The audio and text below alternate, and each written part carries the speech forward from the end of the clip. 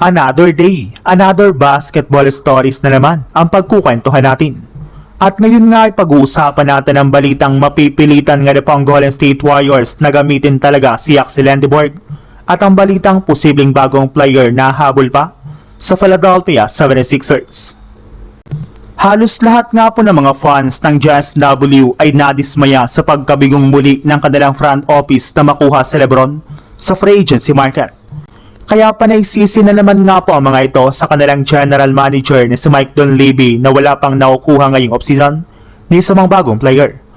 Puro lang naman nga po sila resign ng kanilang mga dating player na wala malang malaking impact sa kanilang kupunan.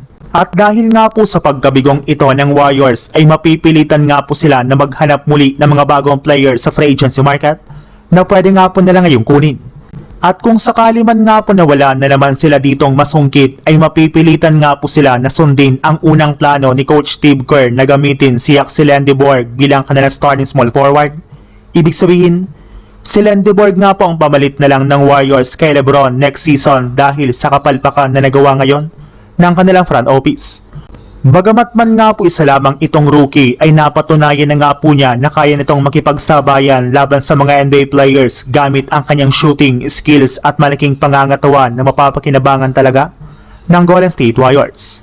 Sa ibang balita naman, ibinulgar na nga po ng isang NBA analyst ng Philadelphia 76ers na nga po ang may pinakamataas na tsansa na makapasok sa NBA Finals kasunod ng pagkakakuha ng kanilang team kay Lebron noong nakarang araw.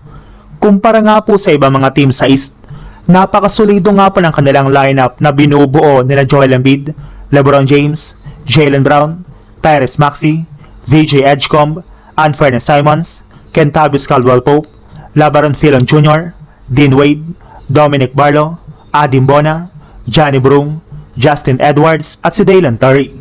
Sa ngayon nga po ay meron na silang hawak na 14-man lineup, ibig sabihin, meron pa nga pong isang bakanting pwesto sa kanilang official roster na pwede nga po nilang kunin sa free agency market. At ayon nga po sa isang NBA insider, hindi pa rin nga na po malabo na si DeMar DeRozan ang kanilang makuha dito kung sakasakali man na gustuhin nga po nitong maglaro sa Philadelphia 76ers. Balak rin naman nga po nito na sumama sa isang team na mayroong malaking tsansa na manalo ng kampiyonato next season. At pwede nga po niyang tulungan ng Sixers pagdating sa pagpapalakas ng kanilang scoring off the bench.